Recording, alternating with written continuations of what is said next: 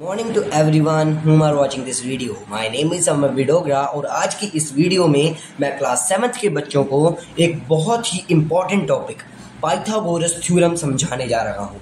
अब आप कहोगे कि पाइथागोरस थ्योरम होता क्या है, तो सब बताऊंगा इस वीडियो में इस पाइथागोरस थ्योरम के बारे में। चलिए शुरू करते हैं। पाइथागोरस थ्योरम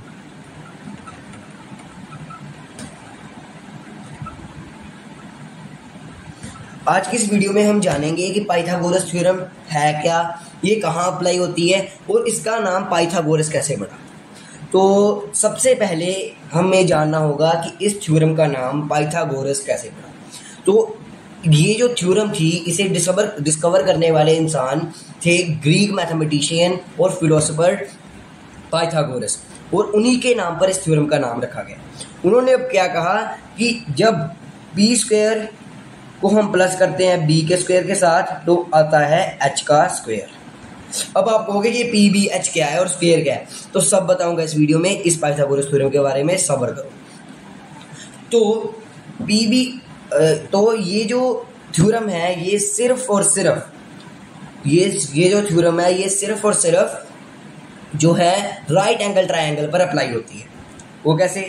अब राइट एंगल ट्रायंगल आपने पढ़ा होगा कि वो वाला ट्रायंगल जिसमें एक साइड जो है वो 90 डिग्री की, एक एंगल जो है वो 90 डिग्री का होता है। जैसे इस जो मैंने अभी ट्रायंगल यहाँ पे ड्रॉ किया है, इसमें एक एंगल है वो 90 डिग्री का है। ये एक राइट एंगल ट्रायंगल है। और अब पाइथागोरस जी ने क्या कहा? उन्होंने कहा कि इस राइट एंगल ट्रायंगल की 3 साइड्स हैं। भाई हमें पता होता है ट्रायंगल, इसका नाम 3 साइड्स है, 3 साइड होगी ट्रायंगल में। इस ट्रायंगल में जो 3 साइड्स हैं उन्होंने इनके नाम दिए। अब जो सबसे लंबी लाइन है उसे हम कहते हैं एच। अब एच किसको डिनोट करता है? हाइपोटेन्यूज। मींस एच की फुल फॉर्म है हाइपोटेन्यूज। और इसके बाद उन्होंने कहा कि जो इधर जो पूरी वर्टिकल लाइन है, जिसके ऊपर वर्टिकल लाइन जिस सीधी आ रही है और एक और लाइन के साथ जुड़ के 90 डिग्री का एंगल बना रही है, उस लाइन को कहते हैं परपेंडिकुलर। और परपेंडिकुलर को शॉर्ट फॉर्म में हमें यहाँ पे पी लिखा है। और ये जो एक लास्ट साइड बचती, ये होगी हमारी बेस, मतलब बेस जिसके ऊपर ये दोनों जो साइड्स हैं वो टिकी हैं, और इसको हम करते हैं बी के साथ डिनोट। अब क्या कहा पाइथागोरस जी ने कि जो पी की जो लेंथ होगी, मान लो इस पी की लेंथ जो है वो 4 सेंटीमीटर है। अब ये जो 4 सेंटीमीटर है इसका स्क्वायर, और मान लो बी की जो लेंथ है वो 3 सेंटीमीटर है। तो अब जो 4 का मतलब अगर हम पाइथागोरस थ्योरम को देखें, उन्होंने कहा कि जो 4 यानी कि पी का स्क्वायर होगा उसे अगर हम बी के स्क्वायर मतलब 3 के स्क्वायर के साथ प्लस करेंगे तो वो आएगा हाइपोटेन्यूज का स्क्वायर, मतलब हाइपोटेन्यूज की जो लेंथ होगी उसका स्क्वायर। तो अब करके देखें, जैसे अब वहां पे लिखा P square plus B square equals to H square. अब यहाँ पे हम करके देखेंगे, पी की जगह बी की वैल्यू थी 4 सेंटीमीटर का स्क्वायर प्लस 3 सेंटीमीटर का स्क्वायर इक्वल्स टू एच का स्क्वायर। अब क्या है, जब हम इसका फॉर्मूला लिखते हैं तो ये जरूरी नहीं होता कि हमें यही लिखना है, बी का स्क्वायर प्लस बी का स्क्वायर इक्वल्स एच का स्क्वायर। आपको अगर ट्रायंगल का नाम दिया, इस ट्रायंगल का मैंने नाम दे दिया ट्रायंगल ए बी सी, तो आपको देना होगा कि A square plus B square equals to C square. यानी ये जो लाइन है इसका यहाँ पे आएगा ए, इसका फॉर्मूला अगर इसका नाम दिया गया है तो फिर बनेगा ए बी का स्क्वायर प्लस बी सी का स्क्वायर इक्वल्स टू ए सी का स्क्वायर। आप ऐसे भी लिख सकते हो, बट ज़्यादा प्रेफर ये वाला करना, ए बी का स्क्वायर प्लस बी सी का स्क्वायर इक्वल्स टू ए सी का स्क्वायर, क्योंकि वहां पे अगर आपको ट्रायंगल का नाम दिया है, ये जो ट्रायंगल है ये ट्रायंगल ए बी सी है, तभी आप ये वाला फॉर्मूला लिख सकते हो, ऐसे फॉर्मूले को लिख सकते हो, वरना आपको यही लिखना है। अब उन्होंने क्या कहा कि जब इसका स्क्वायर लेंगे 4 का स्क्वायर 16, मतलब 4 को 4 से ही मल्टीप्लाई कर देना तो 4 का स्क्वायर आ जाता है। अब यहाँ पे ये और 3 इंटू 3 इक्वल्स टू 9, मतलब कि अब इन दोनों को प्लस करके जो नंबर आएगा वो होगा h का स्क्वायर। तो अब दोनों को प्लस किया तो 25 आया।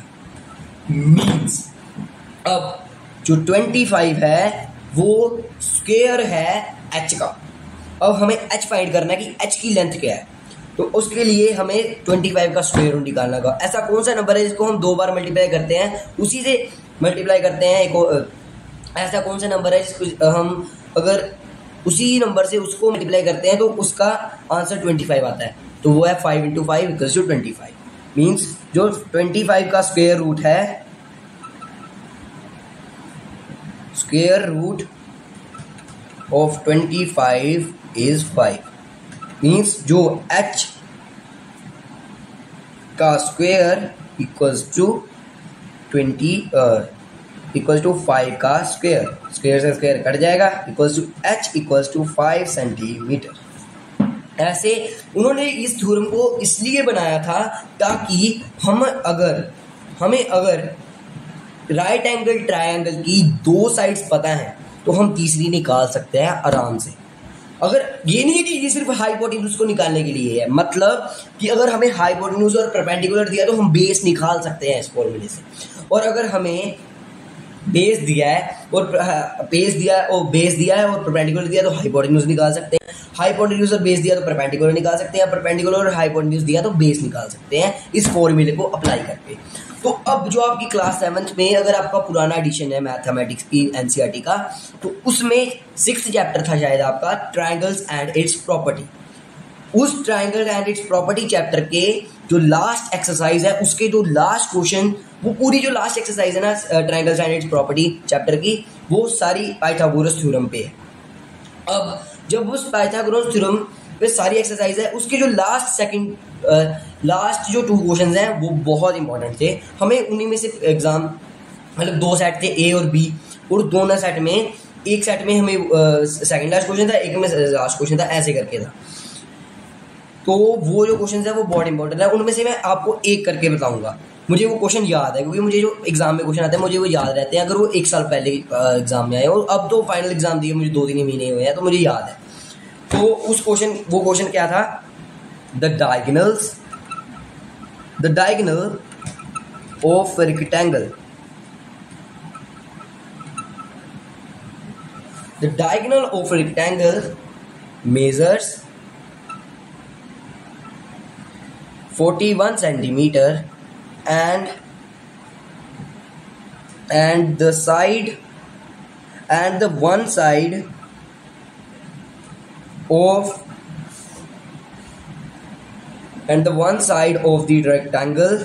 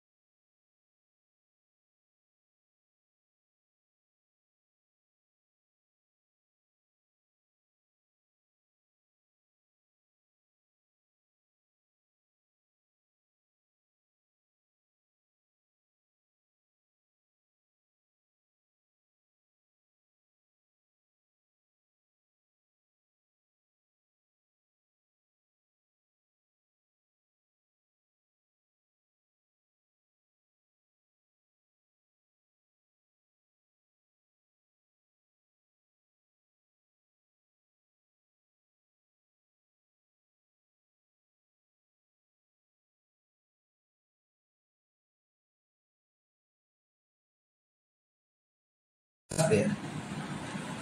अब आगे जो 40 का पी स्क्वायर प्लस 40 का स्क्वायर होता है 1600 और इक्वल्स टू 41 का जो स्क्वायर होता है वो होता है 1681। अब हमें आप जब सेवन्थ क्लास में 4th चैप्टर करोगे सिंपल इक्वेशंस, उसमें आपको एक टर्म आएगी शिफ्टिंग रूल। उस शिफ्टिंग रूल का बहुत जगह यूज होता है। मतलब मैथ्स एक ऐसी चीज़ है ना जिसमें आपको एक चीज़ बताई गई है उसका हज़ारों जगह यूज़ होता है। ऐसा नहीं कि सिंपल इक्वेशन में, अगर सिंपल इक्वेशन चैप्टर में वो चीज़ बताई है तो ट्रायंगल स्टैंडर्ड प्रॉपर्टी में यूज़ नहीं हो सकती। मैथ्स कहीं भी यूज़ हो सकता है। तो अब जब यहाँ पर हमने शिफ्टिंग रूल लगाया, क्योंकि हमें पी का स्क्वायर पता करना था, तो ये जो प्लस, उसमें आप सीखोगे कि ये जो 1600 का प्लस है ये इधर जाकर माइनस का हो जाता है। मतलब पी का जो स्क्वायर है वो इक्वल्स टू होगा 1681 माइनस 1600। मतलब 1681 से हमने माइनस कर दिया 1600 तो आएगा 81। मतलब पी का जो स्क्वायर है वो है 81। अब 9 का डबल पढ़ो, 9 1 जा 9, 9 2 जा 18 और सो ऑन, और फिर जाकर 9 इंटू 9 करो 81 आता है। मीन्स पी का स्क्वायर इक्वल्स टू 81 हो गया, तो पी का स्क्वायर इक्वल्स टू 9 का स्क्वायर। स्क्वायर से स्क्वायर कट जाएगा, पी इक्वल्स टू 9 सेंटीमीटर। जो भाई आंसर आ गया, P perpendicular equals to 9 centimetre. और अब भी क्वेश्चन मुकान खत्म नहीं हुआ है। अब क्वेश्चन कैसे खत्म करना, यहाँ पे पी इक्वल्स टू 9 सेंटीमीटर आ गया। अब यहाँ पर लिखेंगे हम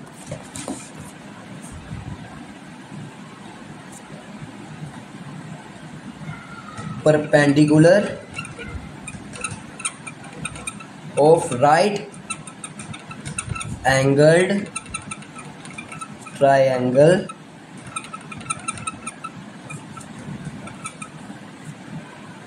perpendicular of the right angle triangle.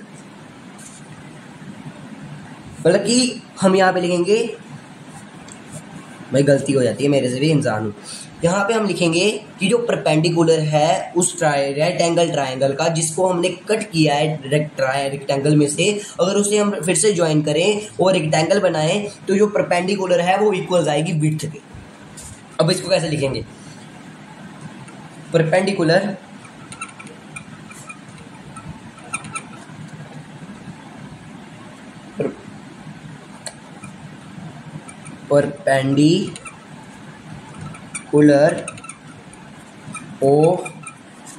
of that right angle triangle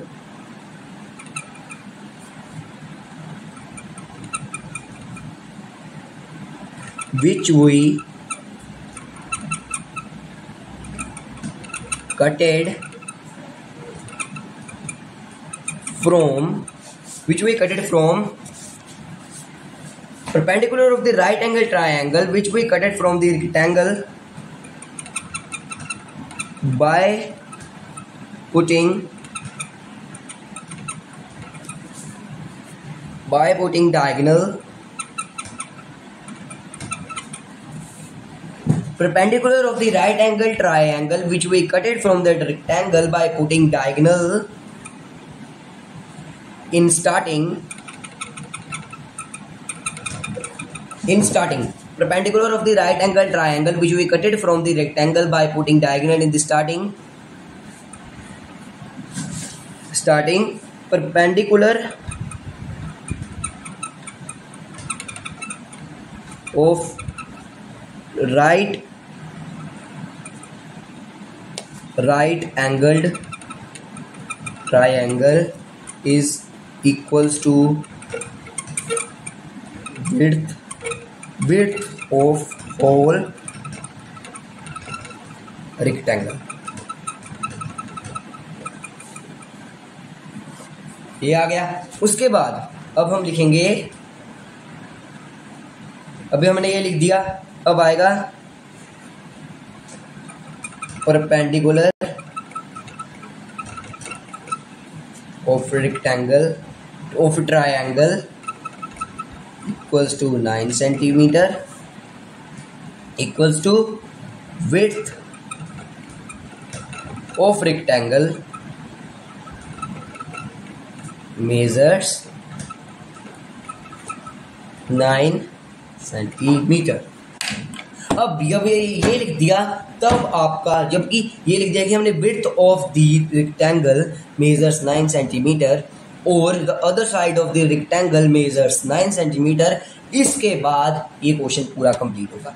मतलब अब ये ऐसे क्वेश्चंस आएंगे जिसमें आपको लिखना पड़ेगा ऐसे, मतलब इतना बड़ा मत लिखना, सिंपल ये लिख देना perpendicular of the right angle triangle is equal to the width of whole rectangle, ये लिख देना। मैंने तो बड़ा कर दिया क्योंकि मुझे आदत है बड़ा करके लिखने की, बट आप छोटा करके लिख सकते हो टाइम को। अभी तो ये प्रैक्टिस वर्क आप ऐसा कर सकते हो, बट एग्जाम में सिर्फ इतना लिख के आना है, perpendicular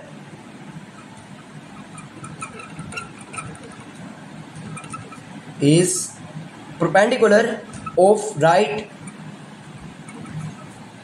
angled triangle is equals to width of whole rectangle। जब मेरे टीचर ने मुझे बताया था कि हमें ये लिखना पड़ेगा तो मैं सोच रहा था ये कैसे याद रखेंगे, बट जब हमने प्रैक्टिस की हमें खुद ही दिमाग में आ गया कि हाँ यार ये होता है ऐसे परपेंडिकुलर जो है उसको रहे होता है। तो जब आप एग्जाम में ये लिख के आओगे, छोटा सा एग्जाम में इतना में लिखोगे सफिशिएंट है, बट ये जरूर लिखना है कि width of the rectangle measures 9 centimetre, क्योंकि जब ये लिखोगे तभी आपका क्वेश्चन पूरा 5 नंबर का क्वेश्चन बनेगा। सो आई होप आपको पाइथागोरस थ्योरम पूरा तो नहीं बट थोड़ा बल्कि आइडिया हो गया होगा कि कैसे क्वेश्चंस आपको लिखने पड़ेंगे वहाँ पर एग्जाम में। और आई होप आपको ये वीडियो पसंद आई होगी, और वीडियोस ऐसी ही देखने के लिए चैनल को सब्सक्राइब और लाइक, इस वीडियो पर लाइक जरूर करना। Thank you.